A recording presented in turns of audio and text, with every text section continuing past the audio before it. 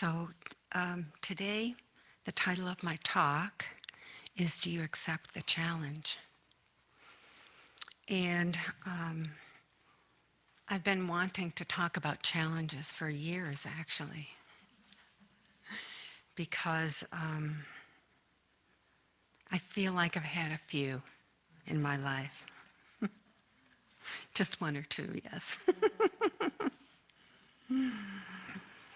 So these challenges we have as we dance between the land of spirit and the land of humanity, of our own humanity. It's important to take those challenges that are so human in our lives and elevate them into a place of true spirituality. So I want you to know that I don't expect you to believe what I say, but let it be in your thoughts. If you're like me, you really enjoy being reminded that that we're all living, we're all creating, we're all dancing between the worlds, and we're dancing together. So on some level, we actually seek challenges because our highest self wants to learn and grow, and we have come here to this earth as human beings in order to learn and grow. But we've also come here to have fun and enjoy ourselves as we do this. And so the human spirit is just phenomenal in the way it can expand and realize things that we don't see and accept things that we do not see. So what I'm trying to say is that we need challenges. We love our challenges. Maybe, but let's get to a place where we can love our challenges. So there's a quote by Phil McGraw, author. In life, you have three options with any situation that is a challenge. You can remove yourself from the situation, you can change it, or accept it. Well, I suggest that there are a few more things that we do with our challenges. We ignore them, and we also delay them. But when we delay them, they will come back. I have a long list of to-do. I have a long to-do list myself. And I look at it frequently. I look at it and wave goodbye to the things I don't want to do. There are just things we do not want to do. So Neil Donald Walsh is one of the books I've got here. His work is just so down to earth. Remember, this is what you are after. This is God speaking. You are not concerned with outer appearances, only with your inner experience. Let the outer world be what it is. Create your own inner world as you would have it be. This is what is meant by being in your world, but not of it. This is mastery in living. So Neil Donald Walsh says, let me get this straight. You should accept anything, even those things you disagree with? And God replies, accepting something does not mean refusing to change it. In fact, the opposite is true. You cannot change that which you do not accept, in yourself especially, and outside yourself as well. Therefore, accept everything as a divine manifestation of the divinity within you. Then you declare yourself to be its creator, and then you can uncreate it. Only then can you recognize the power within you to create something new. To accept something is not to agree with it. It is simply to embrace it, whether you agree with it or not. So there are lots of things we don't agree with that are in our lives that if we want to grow, we will embrace. When we accept a challenge, we set into motion all the events that we need to adapt. And we connect to the opportunities and resources we need to make a change. We set into motion solutions, and it's up to us to open to these energies. So, what happens with a challenge, and especially those challenges that we cannot change? There are so many things that happen to us that we cannot change. We simply must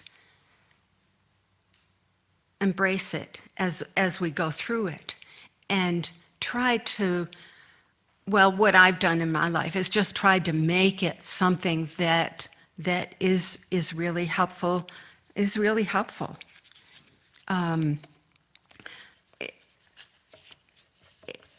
it's a challenge. It's a challenge. So I'm going to suggest some ways that we can meet these challenges without losing heart, without losing who we are, without losing our capacity for creativity. In fact, reinventing who we think we are, because it helps us to give up who we think we are. It helps us to give up our opinions and to open our hearts. I really enjoyed that meditation. When we find a point of quiet, we loosen the grip of the mind on all of our circumstances. We can meditate, we can listen to music, we can go for walks, we get creative, we read, we sit, and watch. Just watch the parade of thoughts until they calm down. William Frederick Halsey says, "There are no great people in this world, only great challenges which ordinary people rise to meet." So every challenge becomes an opportunity, and every challenge has gifts for you if you take it on. So not all of us accept challenges. And so I was thinking as I was writing, how is it that there are people, in fact, there are many people who do not seem to take on the challenges that they're gifted with.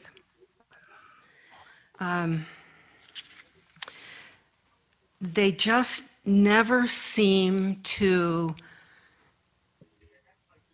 come through in a way that the rest of us look at them and say that person didn't come. Anyway, my example is my younger sister and my younger brother.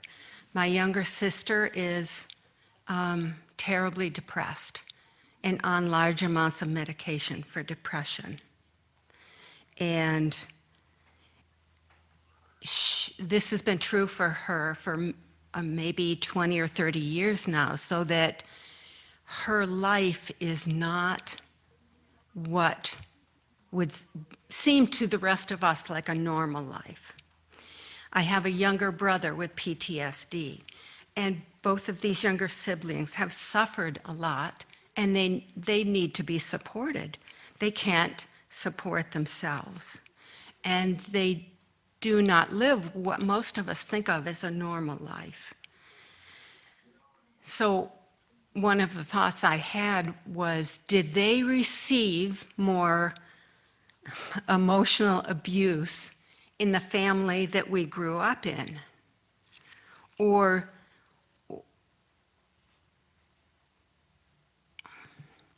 or was I the one who said, I'm not going to let this bother me. In fact, I can remember when I was very, very young, I said, I am not going to let this bother me. This emotional abuse that kept repeating itself over the years. I have an older sister who's a PhD psychologist, and she's very successful.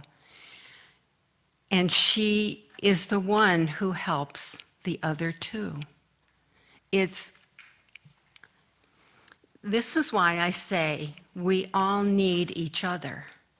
We don't not need the people who seem to the rest of us to not be functional.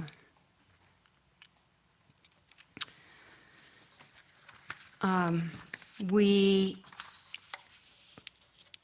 can pray. We can pray for the winners, and we can pray for the losers. Because we need both. We need each other. We need at least 2 political parties. We need each other. And there's no question in my mind, we need each other. So I was thinking about that particularly. The one thing I imagine is that part of the reason this happens, that some people don't seem to take the responsibility or the action necessary to make their lives less difficult. But also, I believe that when some of us are sick, or very young, or even very old, the rest of us are learning something by taking care of them. And there are always opportunities for us to learn the compassion and generosity that we need to learn to become balanced human beings. I also believe that even in some advanced cases, healing can happen. And it doesn't happen very often. But it can happen. Where there has been trauma, recovery can truly happen. So here are some more ideas that have helped me that I want to share with you. We have a choice to use our intuition and use our guidance that we have, this seen and unseen guidance that is right there with us in any challenging situation. So I get a little quote from Aaron through Barbara Brodsky's Deep Spring Center every day. And one day, a few weeks ago, there was the I can't quote it because I can't remember it exactly, but something to the effect that right there, with that thought of reaching out and taking that piece of chocolate, is that ability we have to resist. So I thought, oh my goodness, it's right there? And that was an awakening to me. Right there. It's right there. It's right here in our hearts, because it's certainly not in my mind. It's certainly not in my mind. But another idea I have is learning to trust. And every time I get up here to speak, the question comes into my mind, or someone back there says to me, "Are you going to trust? Are you going to trust?" And of course, when I'm up here, I feel on my own. But of course, I'm not on my own. I'm not on my own at all. I am never alone. So another thing we could remember is that it would help us if we didn't imagine that we're actually in control. When you use your trust that I mentioned a moment ago, you don't need to be in control because you're in contact with that part of you that is your spirit, is bigger than you are, is smarter than you are. So we're often just easily frightened by different kinds of situations. But we are never alone.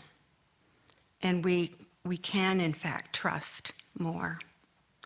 We're never alone. And no disease is ever a punishment. We have the choice to rise above and to harness the strength that we truly have within our beings.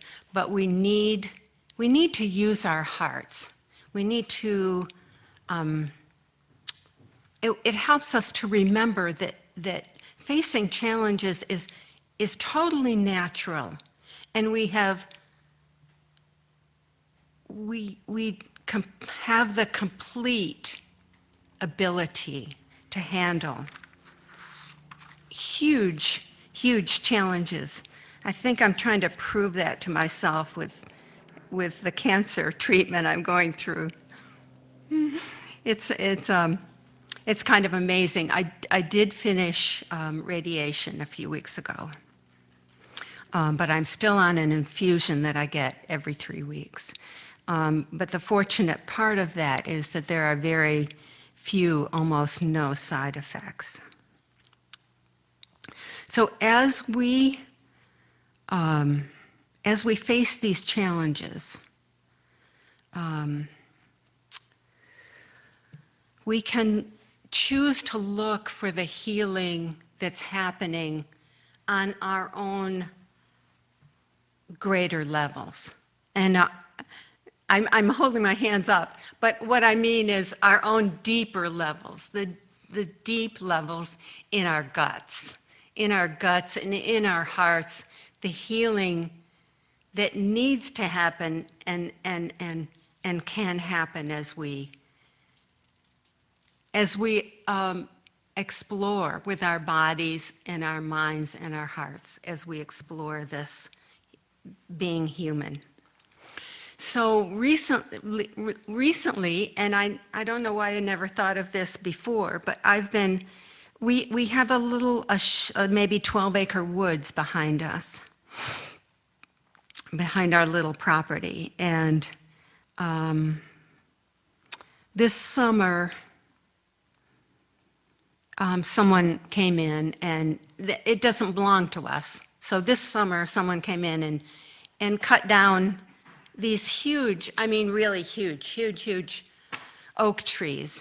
And they took the first 30 feet of the tree, and then they left the upper 50 feet of the tree. And so I'm going into the woods, and I'm apologizing to the trees. And I can't tell you how healing this is for me. It's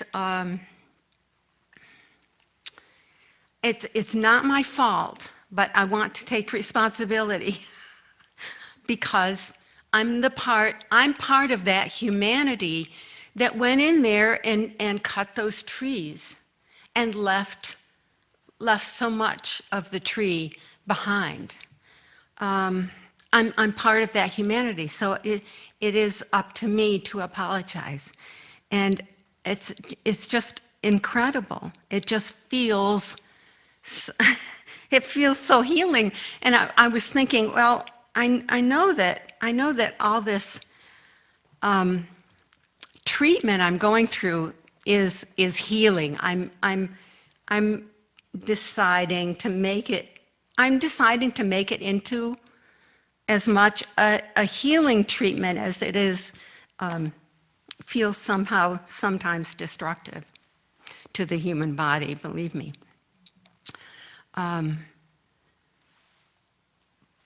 But it's truly in nature that I've found an incredible way to heal. So let me read a little quote by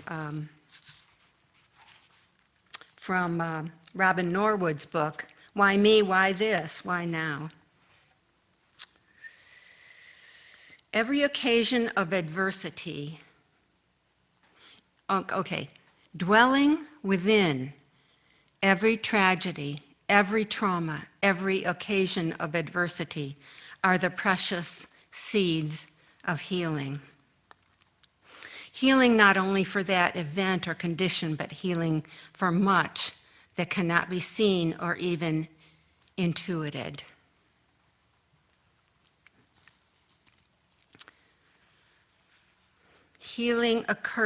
True healing occurs at levels far more subtle than the physical and involves energetic configurations that have persisted through many lifetimes. Freeing the emotional body from the distortions and illusions within it has a highly beneficial effect on physical functioning, but the most profound healing possible is that of our mental bodies. Good book. So remember, as I'm finishing up, remember to say loving things to ourselves. Remember that we are not our problems. We have problems, but we are bigger than any challenge. We are bigger than any challenge that presents itself. So remember to say loving things to yourself, and this is one thing I've started to say to myself. When the going gets tough, the tough start laughing. I went to the dentist a couple weeks ago, and I realized I was starting to laugh through my dental experience, and I thought, oh my goodness, here we go again. Because through every single radiation treatment I had, I laughed. And I'm sure it must have been hard on them, on the nurses, because they would get me in a very, very specific straight line under their beams. And then I would laugh. And it must have been hard for them. But it was very, very clear to me that the love that these people have for their patients is very powerful, and as powerful as any medicine or any radiation that they can deliver. So it behooves us to say to ourselves, life is always working out for me. I'm so grateful. As Spirit guides me always. And to remember what Dawn just said to us. I have whatever I need. I have whatever I need. And now it's your turn. My favorite part. You get to finish what I started with your feedback.